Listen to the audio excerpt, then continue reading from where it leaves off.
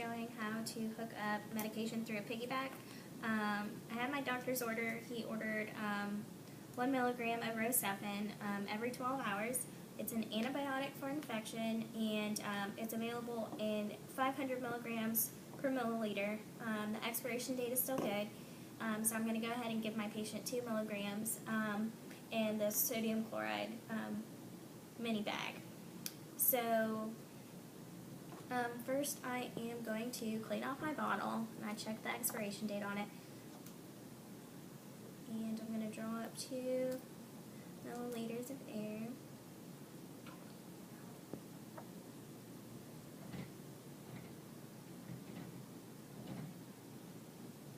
Got 2 milliliters of Rocephin.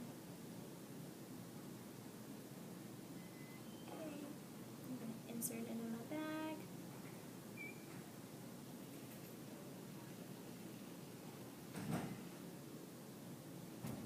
Throw this away into the sharps container. Mix my bag of meds up. Then I'm going to go ahead and put a label on this. I am going to put the medication, the dose, the date, the time, my initials, and the patient's name. And I'm going to label my tube with my name, the date, and time. That way any nurse coming up behind me would know when the tubing was put into place. So now that I have all this, I'm going to go into my patient's room and explain what I'm going to do. So, hi, my name is Erin. I'm going to be your nurse today. Can you tell me your name and your date of birth? Okay, Mr. Smith. Thank you. And the doctor ordered Rocephin. I'm going to go ahead and hook that up to the IV we already have running for you. Have you ever had Rocephin before? No?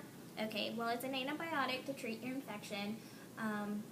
It's going to take 30 minutes to go in, and the side effects are nausea, vomiting, colitis, which is upset tummy, and some seizures. So if you get any of that, let me know. I have my gloves on, and I did my hand hygiene when I came in. Let me know if any of that happens. I'm going to go ahead and hook this up. Is that alright? Okay, great. So I'm going to hook up my bag to my tubing. I'm going to prime my drip chamber about halfway full. I'm going to hook it up. Prime my line. Make sure it's all no air bubbles. Looks good. I'm going to go ahead and drop down my main bag that's running.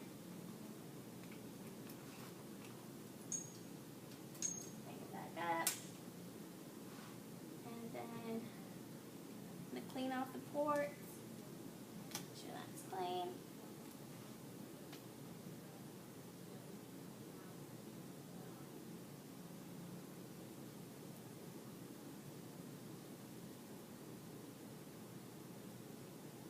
Tighten that up. And I'm going to set my drop factor to 17 drops per minute.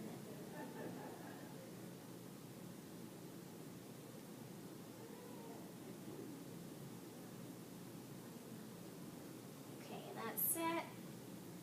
So I'm going to go ahead and make sure that there was no infiltration, no tenderness at the site. I'm going to make sure he has his call bell, make sure he's not in any pain, doesn't have to go potty, has all his possessions, and his position's okay. So I'm going to come back in and check on you periodically. Give me a call on the call bell if you feel any of those signs and symptoms that we were talking about. And I will be back in 30 minutes to disconnect your bag, okay? So, 30 minutes has passed. The bag has drained all the way out. I'm going to identify my patient after I did my hand hygiene and put my gloves on. Alright, so I'm going to disconnect your bag. It's all done. So, I'm going to put my lock in place and disconnect my tubing. Put a new alligator clamp on it so that it stays sterile and it can be used for his next dose of Rocephin. And I am going to hang my main bag back up and make sure that it's set it the same drip factor that it was before, as the doctor ordered.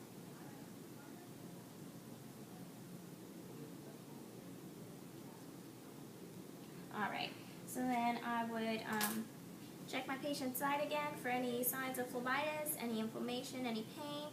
Go over my 4 P's again with them: pain, potty, position, and possessions. Make sure the whole area is clean and he has his call bell in reach. And I would go ahead and leave the room and start to document. So when I document for this, I want to document on the MAR the time, the date, my initials, or my name actually, the dose, the route, the condition of the IV site, that there wasn't any redness, any infiltration, and the amount of fluid volume that I put in. And that completes my piggyback.